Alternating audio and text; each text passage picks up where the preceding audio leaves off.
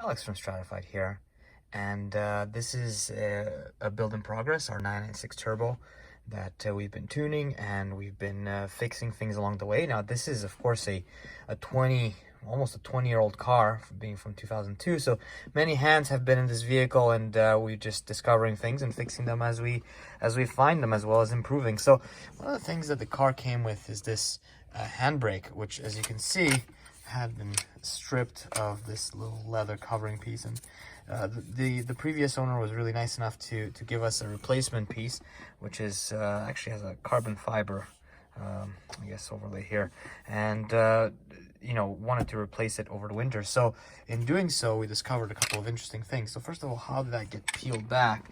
And it got peeled back from basically the center console making contact with the handbrake as it was moving up and down.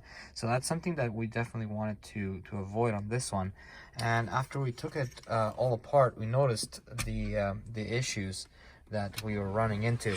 And one of those issues is that this is a numeric shifter that came with the vehicle, and the cables, which are underneath here, that run underneath here, they have this adjustable basically placement or guide for both cables, and this one that was right here was not adjusted quite right. So if you wanted to lay down the center console, you would not be able to insert the screw fully, and actually it was missing a couple of screws on the center console, which by adjusting the numeric shifter, we're able to get both the screw up here, as you can see, making it nice and solid, the screw in here, and this replacement Ebrake actually had this piece broken off, so kind of made a little bracket and put in the tab underneath the blue tab that holds the screw. So now all the screws are in place, and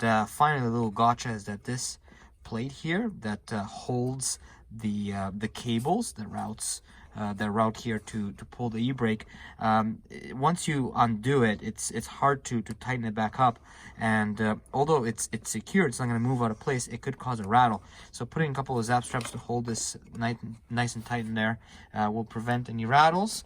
And now it's just a matter of putting this back together, and of course the e-brake is working as it should. The shifter is nice and tight, so really looking forward to getting this back on the road. And we have many more upgrades and updates coming, so stay tuned.